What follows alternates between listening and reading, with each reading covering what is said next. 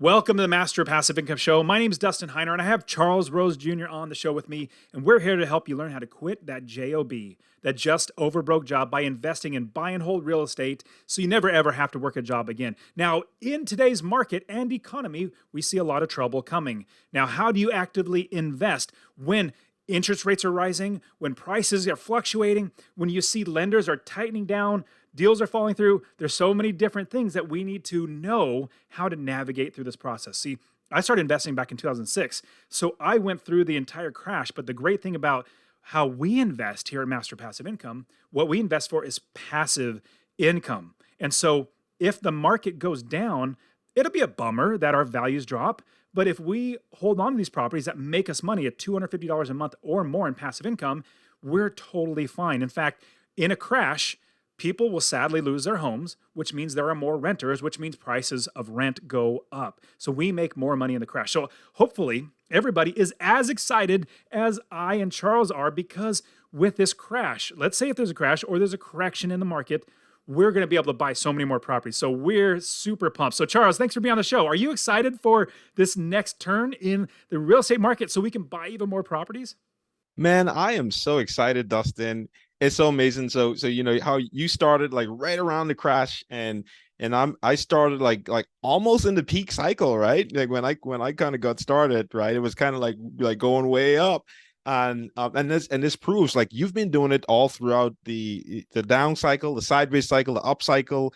And I came in right, whilst the up cycle was there to the peak cycle, and we've both been making money every single month, passive income from these properties. So, and to go into the crash or the market correction to buy even more, man, I am super excited. Like I am like getting everything lined up in place, but money, lenders, all those things, getting ready for to build even more wealth, right? And Because we you and make I are money. still absolutely investing in this time, because people are asking Yes. us, well, man, should I just wait? Like, no, we never No. wait. In fact, the best time to buy real estate was 20 years ago. The next best time is literally today. And so 20 years from now, you don't want to be thinking, oh man, I was listening to Master Passive Income, that guy Dustin, or I think it was Charles. I was listening to that. I should have invested back then. You don't want to be that person. You don't want to be looking back and saying, I wish, and I could have, I should have, I would have. Don't be that. What you want to do is you want to start investing now. And obviously, you coming on the podcast or watching this on YouTube week in and week out, that's hopefully getting you encouragement to show that we're just regular, everyday guys. In fact, think of us like your next door neighbors that have figured this out, that have gone through a lot of trouble and problems, but have also figured out how to mitigate, which means to lessen the burden. In fact, when the market goes down, my income goes up. So there's so much to talk about, but first thing is we see interest rates going up. My goodness, interest rates going up, that's a really, really hard one. Another one would be price cuts, like the home values. People are saying to me, or students are asking, Dustin, home values are going down. Should I wait to buy? I'm like, no. How about, let's just give you some round numbers. Let's say the house is $200,000 and you're thinking, wow, it's dropping. Now it's 190,000, now it's 180,000. Why not just jump the gun and put an offer in for 130,000?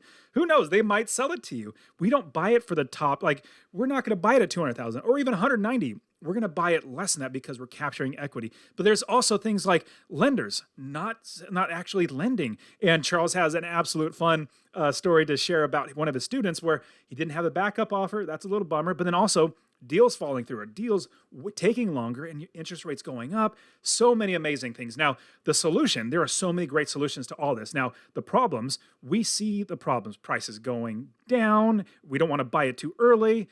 Interest rates going up. We see the market changing, lenders, all that sort of stuff. But a big one that Charles and I love is seller financing. Charles, tell me about seller financing. Oh man, this is something I really, really like. So with seller financing, so instead of you finding a property, going to the bank or some sort of lender to fund that property, or even buying it cash, all right, however you fund that property, instead the seller of the property will carry the note. So instead of you going to the bank, so you agree to that price with the seller, whatever that price is. Let's just say 150,000, and you can agree with the seller. You can set up the terms with the seller.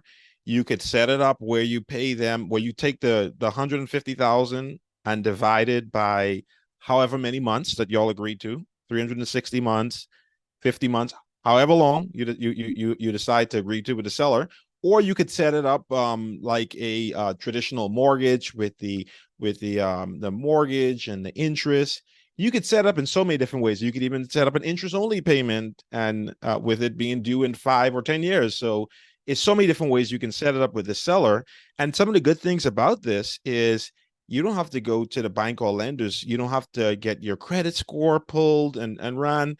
You don't have to have a bunch of reserves sitting around. It's so many different things, right? I mean, well, the seller may want you to have a certain amount of sitting around, but it's not like the traditional Well, the banks. biggest thing about this is what we do is we figure out what the seller wants. And Yes. everybody needs to remember this. I don't know if it's a term, but like saying real estate is not about properties. It's absolutely not about properties. Real estate is about people. And actually, I view that in life. It's about people. Everything is about people. Like, I'll give you an example. Anytime we have a customer service call, like let's say somebody, they can't access the membership, like their password got locked or something like that. Well, I have customer service, like my team, they'll answer customer service and I encourage them and say, we answer the person, not the problem. We don't just address the problem. No, they're a human being, literally listening or responding to your email. Same thing with the sellers. The sellers are human beings. If you can go after what they want and need, and you can fix this problem, whatever problem is in front of their face, then that is the best way to go. So what's going to happen is you're going to ask Dustin, how do I figure out the terms? How do I figure out how much interest rate, how much down payment? Should we have balloon payments? All these other things. What you do is you say, seller, how can I help you with this property? They might say, well, my son, I'll give you an example. My son, he has surgery coming up and we need $15,000. Okay, that's log that in your brain. They need a little bit of cash, which will be okay. And then they're saying, we also have this high mortgage payment and, it's too much for us. And like, okay, check. They need to get out of the mortgage. Well, they need money and they need to get out of the mortgage. Then you craft a deal or the terms around that because, hey, seller, this is what you said. How about I give you $20,000? You need $15,000. How about I give you $20,000? Just give you an example, like not specifically, but give you $20,000. This will help you and get some money so that you could, just in case something happens, and then I'll take over all of your mortgage payments and every single month I'll pay you an extra $100, $200, whatever it might be, but I'll help you get out of this. And so you're addressing the seller's problems. With that, you're helping the person. You're not going after the property, you're going after the person to help them so it's a win-win-win. And now once we get that property in our inventory. As a business, we put in our inventory to rent it out to other people. We make it a win for the renter as well by having a good, really good quality home. Not everybody wants us as investors. We might be thinking, man, doesn't everybody want to own homes? I'm like, no. In fact, it's like not nearly as many. Maybe 25% of the population wants to own a home. The other 75%, they're happy to be renters. Well, I'm happy to own properties and rent it to them at a good price. What I personally like a little lower than market rents because they'd like to stay in there. I want to make sure I value them. But at the same time, I don't buy the property unless I could rent it for what I want it for and make $250 a month. Now that's seller financing. Now you've also, Charles, talk about private money. In fact, I'm so proud of how well you do private money. You get so many private money lenders that want to invest in you for a couple reasons. Number one, just like sellers, private money lenders are people. If you address what they want and you draft the terms around what they want, that helps you. So talk to us about your private money lending. Yeah, and totally, Dustin, I totally agree with you about figuring out what they want, right? So one of my private money lenders, so a lot of times, I'll do private money loans and I'll negotiate rates anywhere from between 5 to 10%, right? And sometimes it can comes with closing points, right? Which is a fancy way of saying a percentage of the loan for your closing costs. So we can do things like that. And so one of my private money lenders, he wanted to do like 13%, right? So, I'm thinking, whoa, that's way above the what I normally do, right? 13% APR.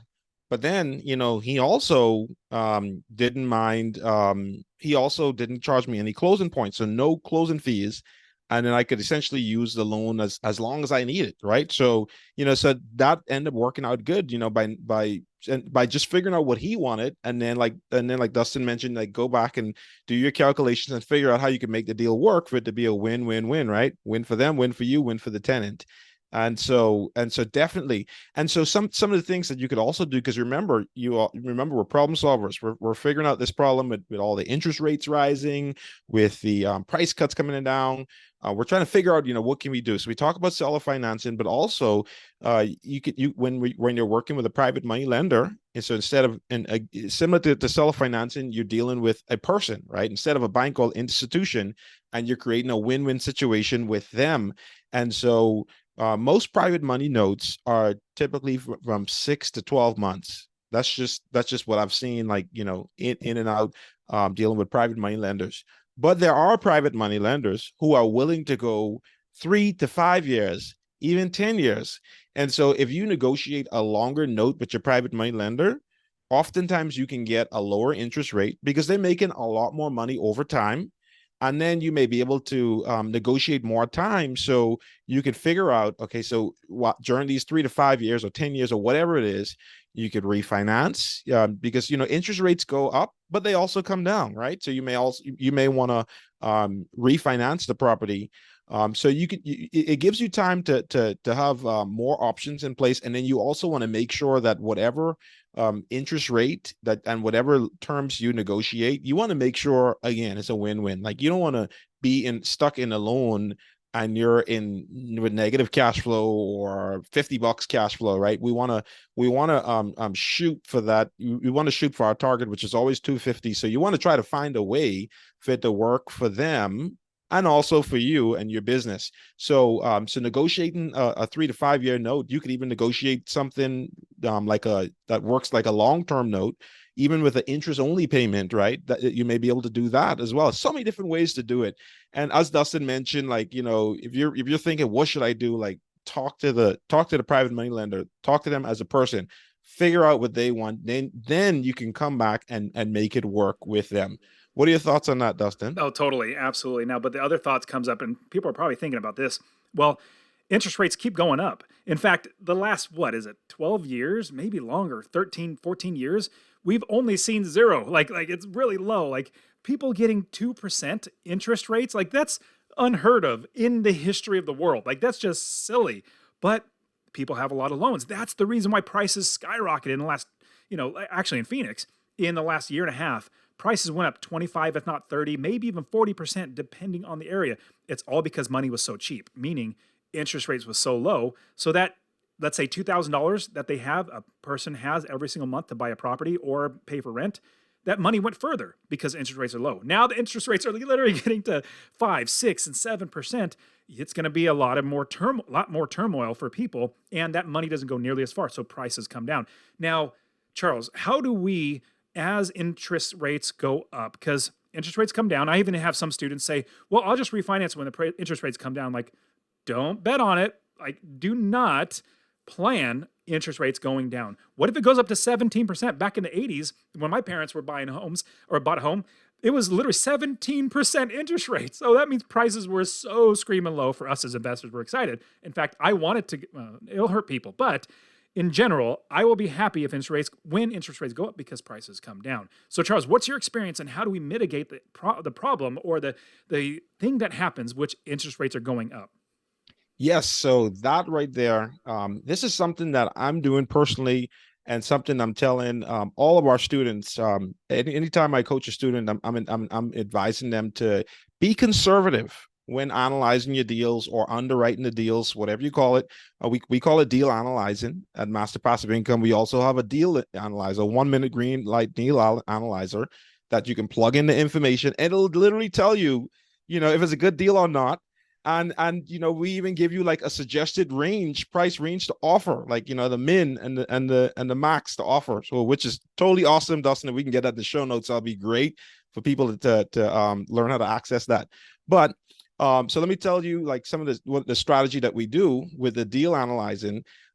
So if you qualify for let's just say a 7% interest rate right now, Well, when you're underwriting that deal, when you're analyzing that deal, you want to put it, you want to analyze it at a 9%. Even though you qualify for 7% right now, still put some extra percentages on there because things are changing. And as like every time like the Federal Reserve, which controls the interest rate, as they go up, I typically take that number up as well. And I and Always. It's always. it's correlated. People say, "Oh, it doesn't actively change the mortgage rate." I agree, it doesn't, but it's correlated. When I see the interest rates go up or down from the Federal Reserve, it happens within, I don't know, a month or two. It actively comes to where all of a sudden the interest rates for mortgages go up or down. Yeah, absolutely. And the thing about that too, Dustin, it's a good thing I did that, right? So, thank God, we think ahead and we're like figuring out, okay, how we going to make this work? So one of the deals that my wife and I are closing, we when we analyze that deal, we analyze it with a 6% interest rate. I'm sorry, we analyze it when we qualified for a 6% interest rate, but we use an 8% in our numbers. And thank God, because this one, has a little bit, this one has the closing has been longer than usual. The seller is like in the Navy, he was in a submarine somewhere out in the sea. But anyway, it's taken much longer to close. And so now interest rates have gone up. Now we're qualifying for a 7.5%, right? And well, thank God we analyzed that deal at an 8%. So we're going to be making a little bit extra money, just because we run the numbers with an 8% interest on And that particular deal. you're protecting yourself because and if the interest rates go down, then praise the Lord, you're making even more money. But we Hmm. do not want to be stuck where we run the numbers at 6%. Like, oh, okay, we're 6%. Let's make this deal work. And then all of a sudden it's 7.5%. Then your passive income's getting eaten up very, very quickly. No, we don't make deals work. We don't try to stuff it in there. No, if the deal doesn't work at our proper numbers, meaning we're planning for the worst, if it doesn't work, then we don't buy the property. We need to make sure that we're making money and we're protecting ourselves with these changes because we know that they're always going to change. The interest rates are always going to change up and down. Now, when it does go down, then absolutely refinance it. That would be phenomenal. Then you make even more money, but we need to be protecting ourselves. Now, here's a big tip. Now, Charles, I've taught you from the very beginning, and then you started teaching your students this. We need to have backups because in this changing environment of fluctuation of interest rates, banks, I remember back in 2008 when there was a crash, 2009 and 2010, you could not get a loan because banks were so not giving out money. They were so hurt and they said, we can't give out money. It was so hard to get loans. So, a couple of things. Number one, we need backup lenders. And this is something you've taught your students as well. But also, on top of that, I'll add one more. We need access to capital. So, the first one is having backup lenders. Let me jump into the access to capital. If you can have not just your own cash, but let's say you get a home equity line of credit now, before you actually see the crash and they're still giving it out, you can get a home equity line of credit. That's what I'm literally doing personally now. I'm literally getting a home equity line of credit on my properties because I can use that in the future, but I'm not paying for interest. So you want access to capital. It could be your 401k, which Charles and I just did another episode. I think it was one right before this, where we talk about investing with your 401k. You can do that. Access to private money, access to other lenders' money. So all that, you want access to capital. But Charles, talk to us about how you helped your student to realize, actually, it was more of a, where he didn't do it right. And he's realizing now, I should have listened to Charles and Dustin. Absolutely. And so, yes, and I mean, so with this particular student, so Dustin, we always tell our students have backup lenders. We always say, have at least three, no less than two. And I literally stress this to him, literally, and I mean in emails and everything. I stress it to him. He said, okay. Well, he didn't listen. He didn't get that backup lender. On the day of closing, his lender backed out. On the The day of day closing. of The closing. day of closing. Oh my gosh. Like he was so devastated. He was freaking out. And so he was like, I mean, he started like reaching out to me right away. So we hopped in a call.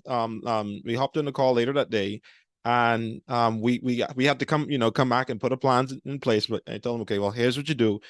Talk to your lender, ask them these questions, figure out how you can make this work. Because a lot of times, people say no, and we freak out. We start kicking. Some of us throw a tantrum. Some of us, give up and stop everything. Well, a lot of times there's a reason, right? Figure out why. And so he was able to figure out why his lender wouldn't want to close. And I think it was something like they wanted to see some more reserves, but and then he figured out that he could you know, take us Bitcoin and sell it. And anyway, long story short, he was able to meet those requirements, and we were able to get through it, right? But there are some people who aren't able to overcome that, and they end up losing the deal. So thank God, praise God, he was able to get it. But there are situations where people they lose out on that deal, and somebody else end up buying it, and because they didn't prepare. So always have backup lenders, 3 preferably, but no less than 2, because especially in these times, because lenders are getting nervous themselves. And so you definitely want to have backup. And one of the things I've that we go ahead, go ahead. Dustin. So one of the things that Dustin taught me as well is like, go ahead and like get the process started with all with those lenders. Like, that's where you can be ready, and go ahead and figure like way before, like even before you get the deal, like start talking with them. When you get the deal, start the process with all of them, right? And that's where if one backs out, you can have you can immediately use the other lender. Now, I know you may be thinking, am I paying all of the costs, like the appraisal, this, that, and next? You're choosing one lender as the lead, but the application's already started with the other lenders. And then one of the things too, like if you're getting a hard pull on your credit score, don't have them pull it separate. Have them pull it literally the same time, and that's where you can be ready to use them if you need to. Go ahead, And Dustin. yeah, What you were saying? definitely don't have them all do appraisals. That would be a bummer. You're paying for, five, 600, maybe even $700 for appraisals for 3 different companies. No, you get them ready, like Charles says, but we'll coach you all through that. And so all of our students are definitely getting really, really excited for this new investing. And same thing with the Real Estate Wealth Builders Conference. All the people, the attendees, like, this is going to be the best time ever to invest in real estate. Like, by far in my lifetime, in most people's lifetime, this is going to be the best time. So you need to be excited now. And just like if you're surfing, you don't want to start paddling to catch the wave after the wave's already passed. You want to start paddling now. You want to start either getting, listening week in and week out. You want to come to the Real Estate Wealth Builders Conference. You want to join our membership or coaching. You want to be a part of this. So you guys are awesome. Thank you so much for being here. For Charles and Dustin, myself, it's so good having you guys. I hope you guys have great success in your real estate investing. Wish you all the best.